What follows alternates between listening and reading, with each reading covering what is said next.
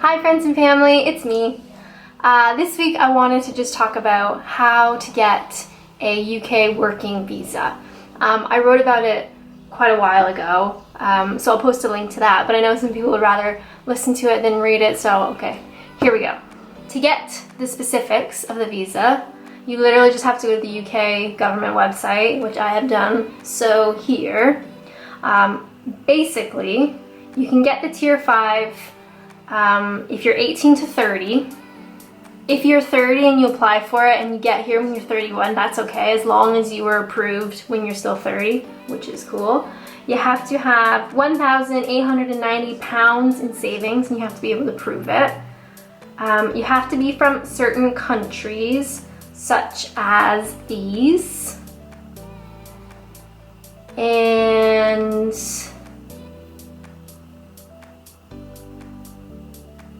you can't apply if you have children who you're responsible for. I guess that's to make sure that you don't try to stay here with your kids or whatever. So in the grand scheme of things, it's a very easy visa to obtain. What I did was I registered with Swap Working Holidays. So they're essentially a travel company that helps you work abroad. They're not long-term visas, they're very short-term, but I just felt better doing it with a company that knew what they were doing rather than me just doing it by myself. But looking back, you definitely can apply for it yourself. It's not that difficult. I just felt better having somebody who knew what they were doing. What is great about Swap is they really break down the whole process into steps. So I'd get an email and be like, okay, this is step 1. This is all the stuff we're gonna do in step 1. Then I would finish that. Then they'd send me another email and be like, right, this is step 2. This is what you'd expect to happen. This is what you need to start thinking about and planning. So if you just want some extra support, Swap is really great. But what was probably most beneficial is after the fact. So Swap in Canada help you do the whole application process, get you to the UK. Then once you're in the UK, you sort of transfer over to this company called Britbound. And Britbound is great just as sort of like a social thing. So you get included in Britbound events. You get to sort of connect with people who are using Britbound. That not all came from Swap. Other sort of international companies transfer people over to Britbound, or you can actually do your visa through Britbound. Anyways, kind of confusing. Swap in Canada is great for the application. Then when they transfer you over to Britbound, that's great for being in the UK and just meeting people. So the first step really was I registered for Swap online. Then I paid for my visa. I think it was like just under £300. And then it was to fill out the application. So, I mean, there weren't really any surprises. It's what you'd expect to see on an application like that. You know, your addresses, personal details. The tricky part was you had to provide all the locations you traveled to in the last 10 years and like when you entered that country and when you left. And for someone who travels a lot, that was kind of tricky. But, I mean, you just do your best. What is difficult is you have to choose your entry date and put that on the application. So this is going to be the day that you plan to enter the UK. So obviously you're doing this some weeks beforehand, so you want to pick a date that's far enough in advance that everything can be approved by then. I think you do get a 30-day window. So my date was, I think it was November 21st was my entry date. So technically I could enter going into December before that sort of window is closed, if that makes sense. So just make sure you pick a date that gives you enough time to go through the whole process. After you submit your application, you have to pay a NHS fee. So you pay, I think it was £400 for your full 2 years. It goes to the National Health Service, which is like the healthcare in the UK. So you can use doctors, you can go to A&E, like emergency hospitals, all that kind of stuff, just like a regular citizen. What's kind of annoying is you have to pay the full 2-year fee, whether you plan to be in the UK for the full 2 years or not. Some people only want to be here for, you know, a couple months, a year, travel around, work, whatever, and then go, but you still have to pay the full 2 years fee no matter what. Even if you get here, you're here for like 2 months, you're like, whoa, don't want this anymore. You're not gonna get that money back, that money's gone. After you pay your NHS fee, then you need to start thinking about your biometrics appointment. So, I mean, I was crazy nervous because I had no idea what that was. But essentially, you log on to the special website and you have to pick a time slot in a day to go have this like official appointment. So my closest location was in Toronto.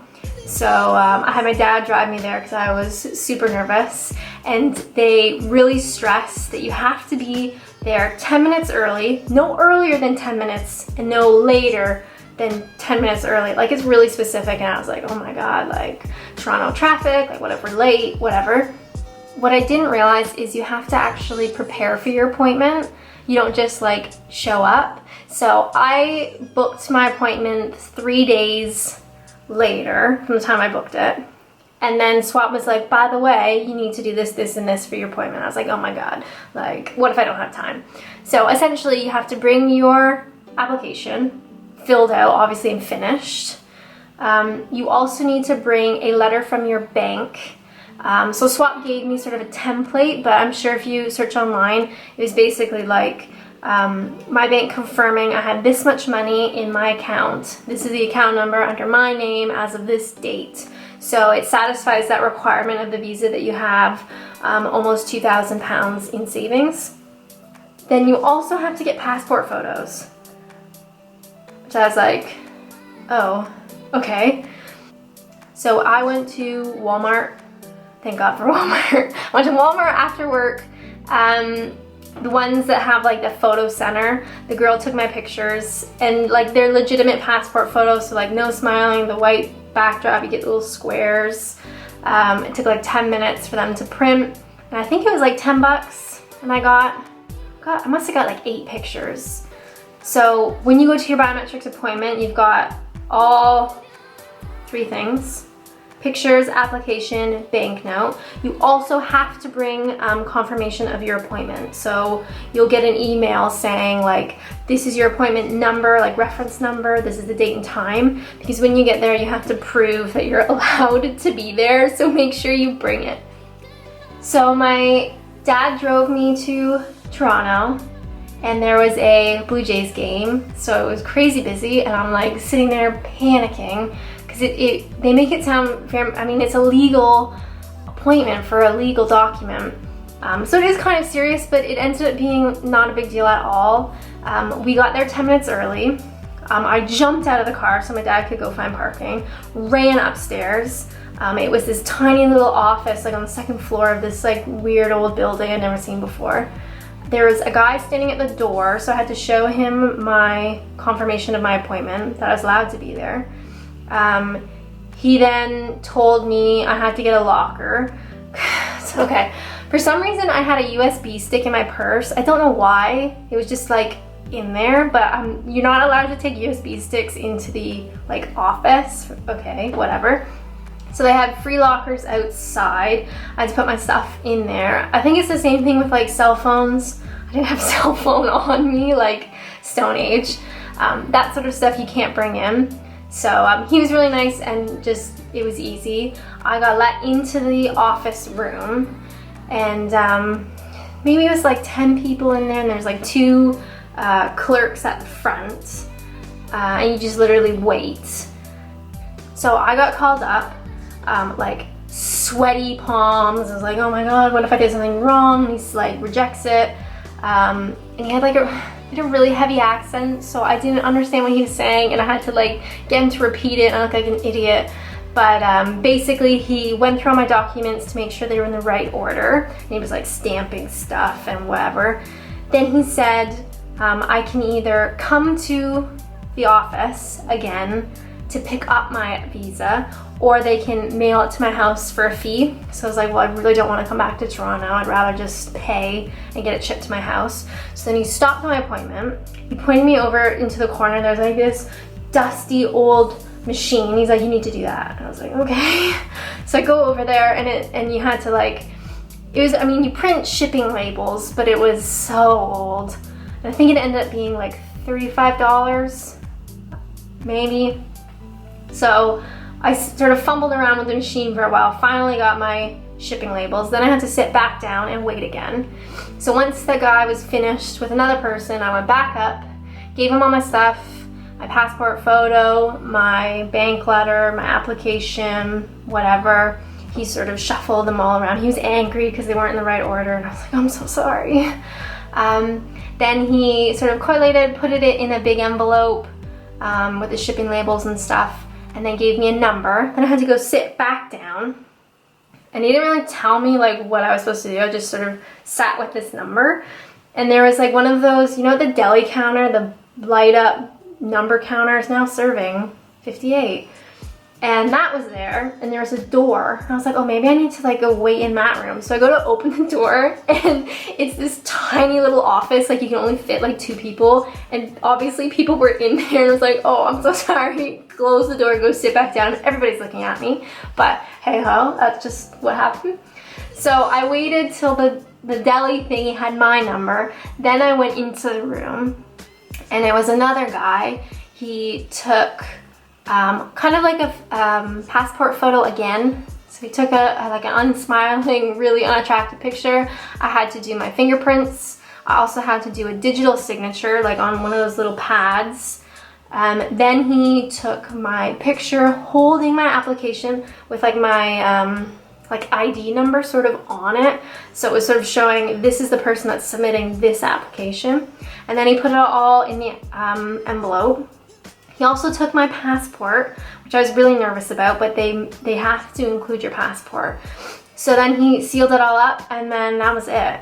So I left, like with nothing. I think that was, they took everything from me, and sent it off. So I think that was a Thursday. Friday afternoon, I got an email that my application was received at the, God, what was it? It's like the consulate in New York City or something. So that they just basically emailed that they received it. Cool, my passport's not lost in the mail, thank God. Then it was the weekend. Then I think come Monday, I had an email that my application was approved, and then they were mailing it back. The following day, I received it. So it was a really quick turnaround from my biometric appointment to actually getting everything back, which was fantastic. What I would stress though is I'm sure it's not that quick certain times of the year, because mine was like leading up to Christmas. I don't think many people were leaving, whereas I'm sure leading up to summer it can get quite busy. But yeah, like 3 days turnaround, fantastic. So what I received back was my passport, and on the page, sort of attached to where my picture was this big sticker, and it was a temporary visa.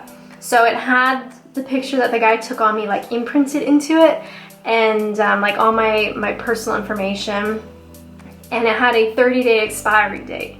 So that's where you have to enter from the day you put on your application to 30 days.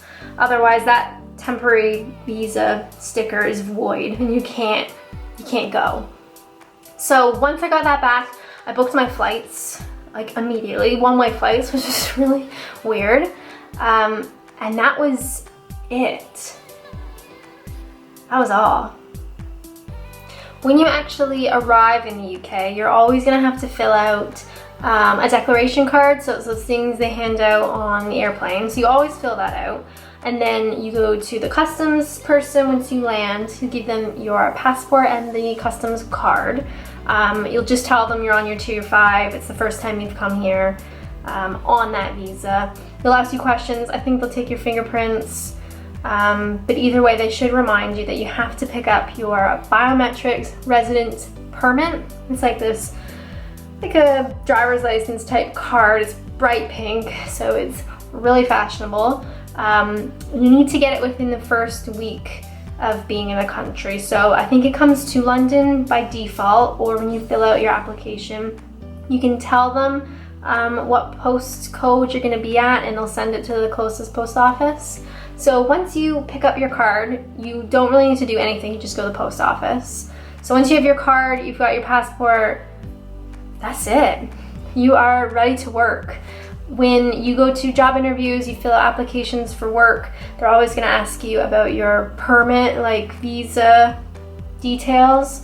So on your biometric card, you'll have an ID number, you have an expiry date. So always keep that card in a safe place, because that is like the single most important piece of information that you need when you come to work in the UK. Overall, the experience was pretty simple.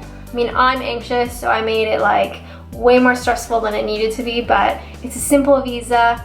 It's definitely doable on your own if you're not interested in working with a Swap or a similar company. And good luck. I think that's everything.